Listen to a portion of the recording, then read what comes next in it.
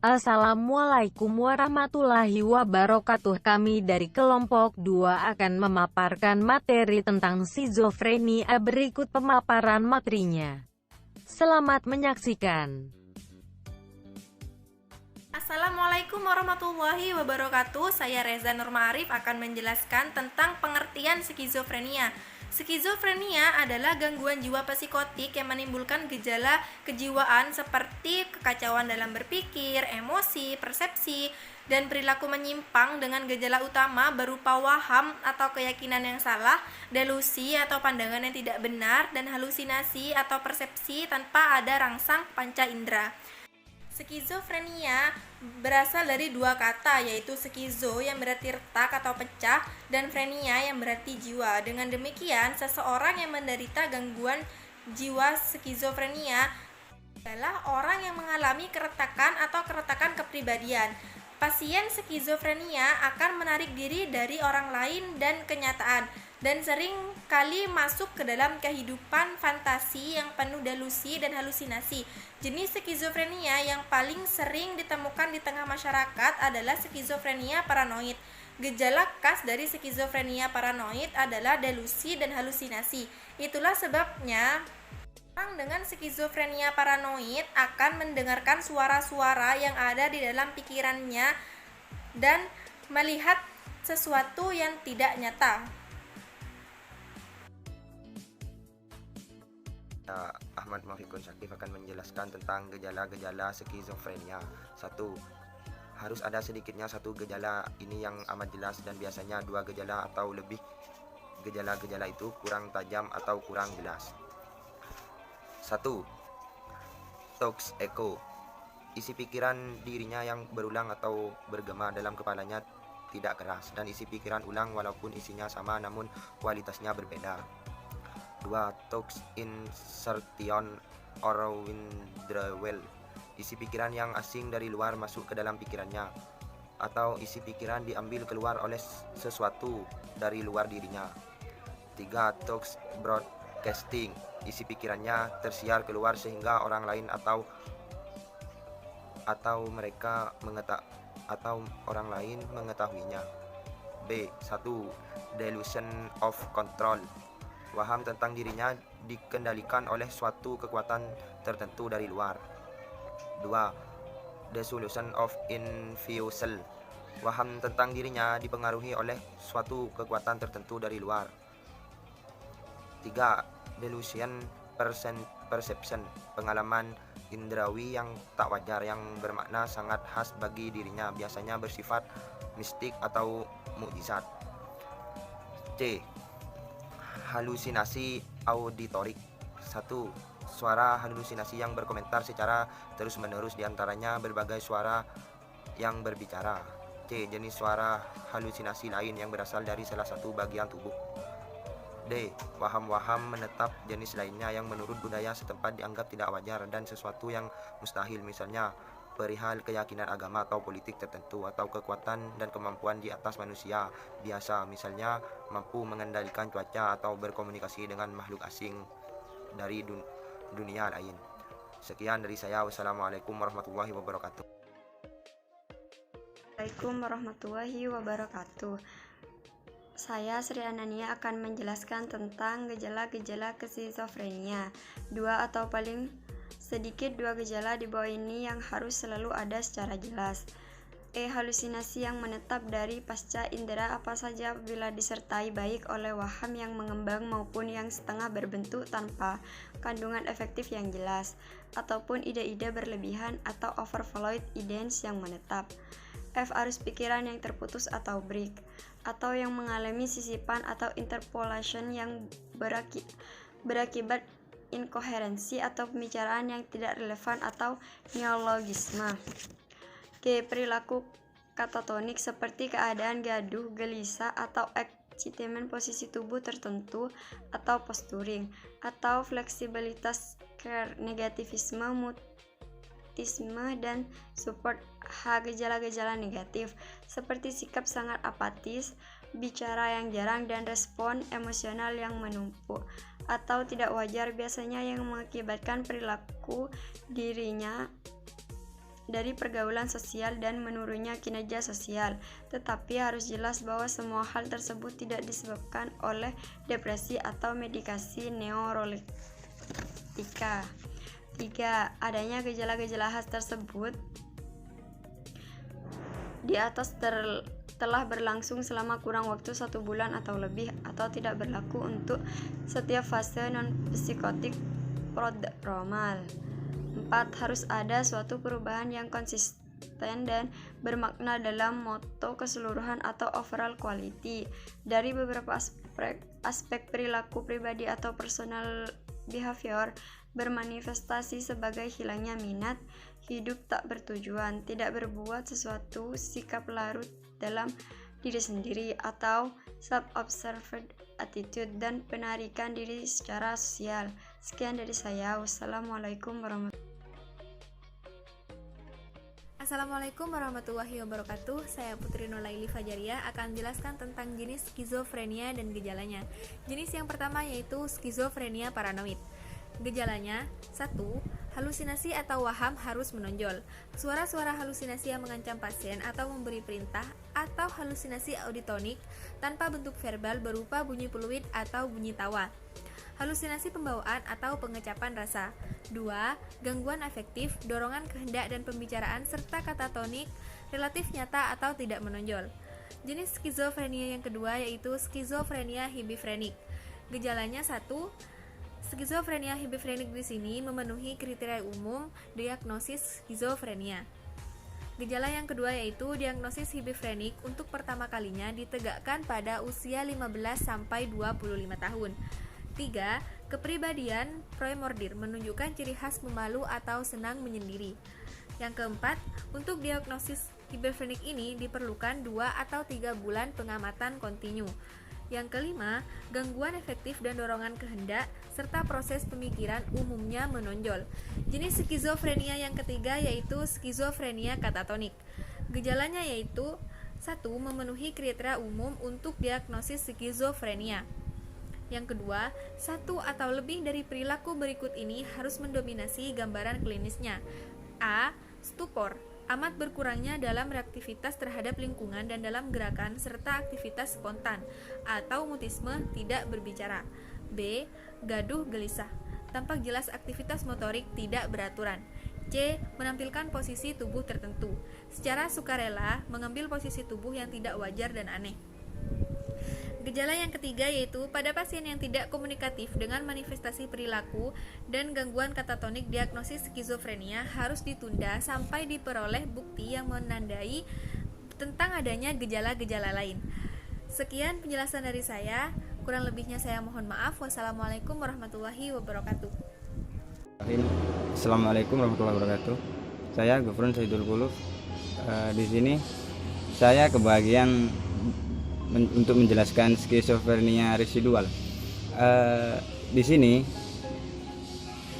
untuk suatu diagnosis yang meyakinkan ada beberapa persyaratan yang harus dipenuhi. Persyaratan pertama yaitu gejala atau negatif dari skizofrenia yang menonjol, misalnya perlambatan psikomotorik, aktivitas menurun, efek yang menumpul, sikap pasif dan ketiadaan inisiatif, kemiskinan dalam kuantitas atau pembicaraan. Dan yang kedua, sedikitnya ada riwayat satu episode psikotik yang jelas di masa lampau yang memenuhi kriteria untuk diagnosis. Dan yang ketiga yaitu sedikitnya sudah melampaui kurun waktu 1 tahun di mana intensitas dan frekuensi gejala yang nyata seperti waham. Dan yang terakhir yaitu tidak terdapat dementia atau penyakit atau gangguan otak organik lain. Mungkin persyaratan yang harus dipenuhi cuma itu. Dan yang ke V20.6 yaitu skizofrenia simplex.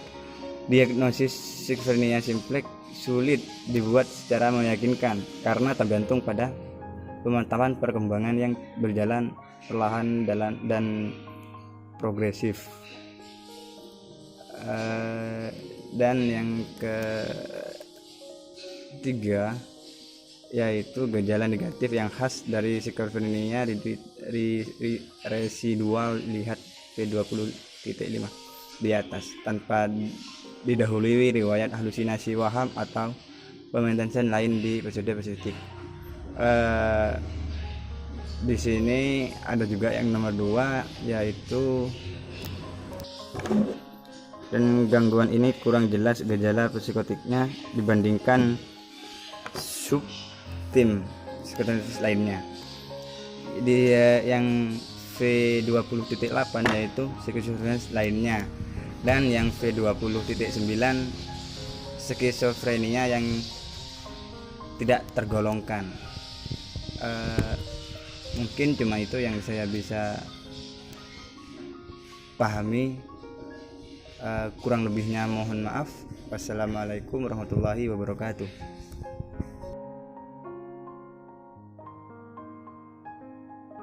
Baik, assalamualaikum warahmatullahi wabarakatuh. Selanjutnya saya akan menjelaskan tentang faktor-faktor yang menjadi penyebab skizofren. Tapi sebelumnya saya akan memperkenalkan diri. Nama saya Alvin Salam, kelas BKPIA semester 3. Dalam faktor-faktor yang menjadi penyebab skizofren di sini belum diketahui secara pasti apa yang menyebabkan skizofrenia. Namun demikian, skizofrenia dikaitkan dengan sejumlah faktor risiko seperti faktor genetik dan faktor kimia otak. Faktor genetik itu sendiri dari seseorang dari keluarga penderita skizofrenia 10% lebih berisiko mengalami kondisi yang sama. Risiko akan menjadi 40% lebih besar bila kedua orang tua sama-sama menderita skizofrenia. Pada orang yang memiliki saudara kembar dengan skizofrenia, risiko meningkat hingga 50%. Dan yang dimaksud dengan faktor kimia otak di sini, penelitian menunjukkan bahwa ketidakseimbangan kadar dopamin dan serotonin berisiko menimbulkan skizofrenia. Dopamin dan serotonin adalah bagian dari neurotransmitter dan semuanya yang berfungsi mengirim sinyal antar sel-sel otak. Telah diketahui juga terdapat perbedaan struktur dan fungsi otak pada penderita skizofrenia. Sejumlah perbedaan tersebut antara lain, yang pertama, koneksi antar sel-sel otak yang lebih sedikit. Maksudnya ukuran lobus temporalis yang lebih kecil. Lobus temporalis adalah bagian otak yang terkait dengan ingatan. Ukuran ventrikel otak yang lebih besar. Ventrikel adalah bagian di dalam otak yang berisi cairan. Terus yang kedua, komplikasi kehamilan dan persalinan. Sejumlah kondisi yang terjadi pada masa kehamilan diduga berisiko menyebabkan skizofrenia pada anak yang dilahirkan. Di antaranya adalah kekurangan nutrisi, paparan racun dan virus, preeklamsia, diabetes, serta pendarahan dalam masa kehamilan.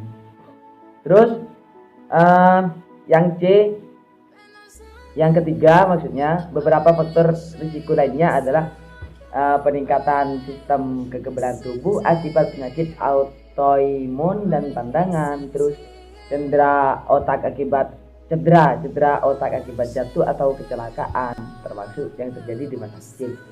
Terus infeksi virus, terutama virus influenza dan polio. Seperti itu. Selain sejumlah faktor risiko di atas, ada yang disebut faktor pemicu skizofrenia pada orang dengan faktor-faktor yang telah disebutkan di atas. Stres merupakan faktor psikologis paling utama yang dapat memicu timbulnya skizofrenia. Stres bisa terjadi karena perceraian, kehilangan pekerjaan atau tempat tinggal, dan ditinggal orang yang dicintai. Atau pelecehan seksual atau kekerasan fisik dan emosional juga dapat menyebabkan stres. Terus penyalahgunaan nafza seperti kokain, ganja, dan amfetamin juga dapat memicu skizofrenia pada orang dengan faktor risiko di atas. Penelitian menunjukkan pedando ganja berisiko 4 kali lipat lebih tinggi untuk mengalami skizofrenia. Sekian dari saya. Assalamualaikum warahmatullahi wabarakatuh. Assalamualaikum warahmatullahi wabarakatuh. Saya Mamang selaku materi ke-7 akan menjelaskan tentang pengobatan skizofrenia. Untuk diketahui saja bahwa belum ada obat untuk menangani skizofrenia. Metode pengobatan hanya sebatas mengendalikan dan mengurangi gejalanya saja. Untuk menangani halusinasi dan delusi, maka dokter akan meresepkan obat antipsikotik dalam dosis seminimal mungkin. Pasien harus tetap mengonsumsi antipsikotik tersebut untuk seumur hidupnya, meskipun gejala yang dialaminya sudah membaik. Bentuk obat yang diberikan tergantung pada kemauan si pasien tersebut. Pada pasien yang mudah diatur, dokter akan memberikan antipsikotik dalam bentuk tablet.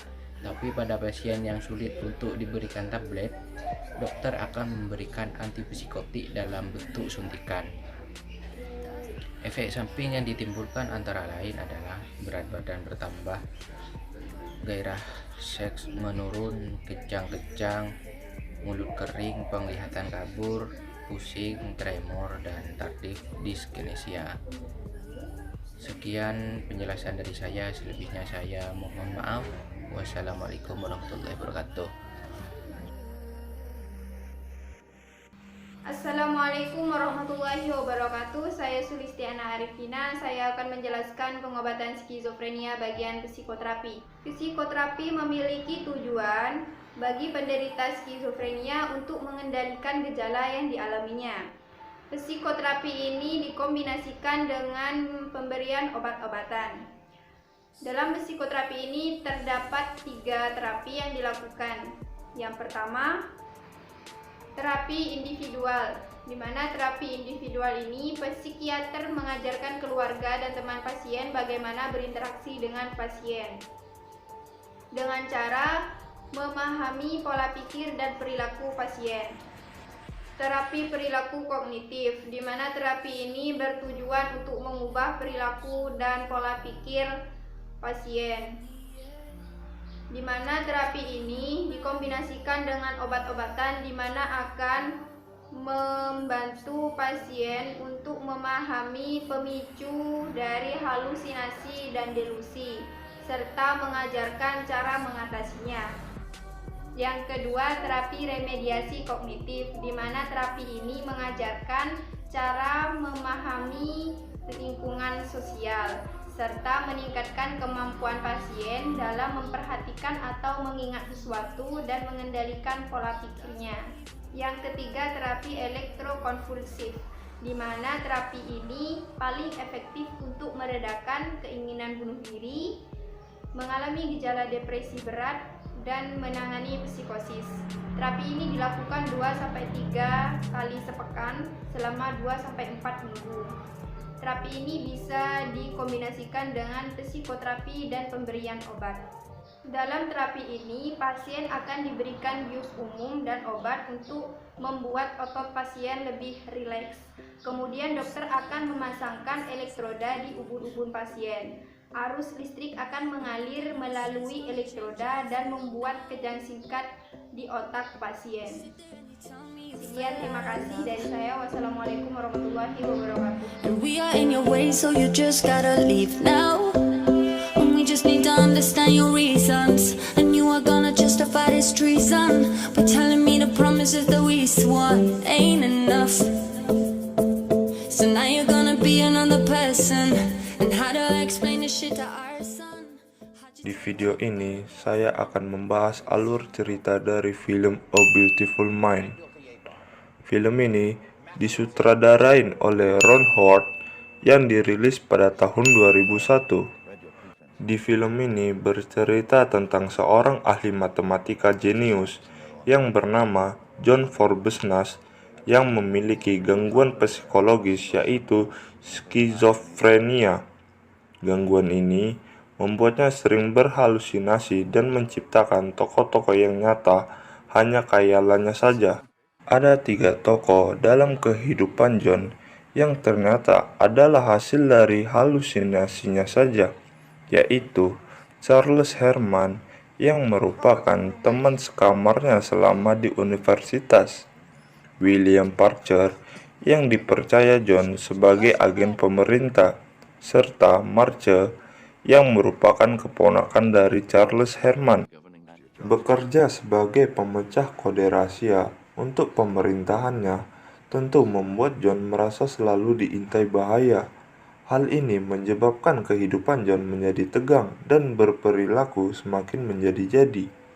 John sangat marah ketika seorang psikiater menemuinya secara tiba-tiba.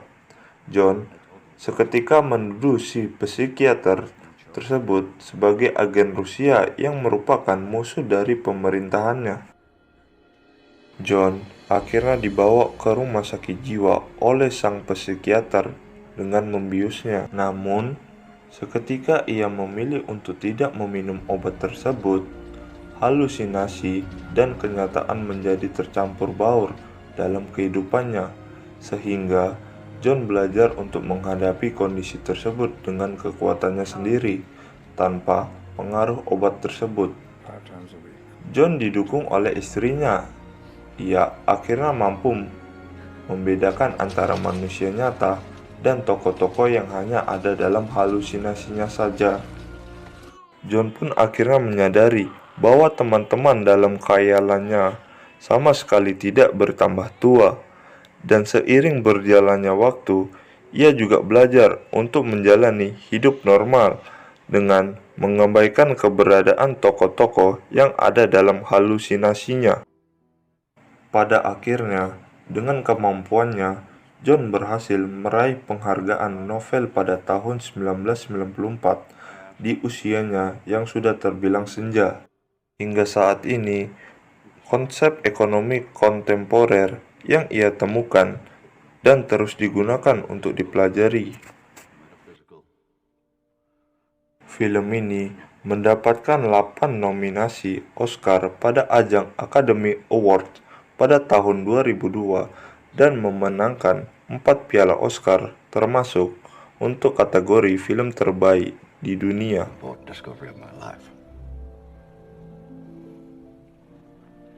It is only in the mysterious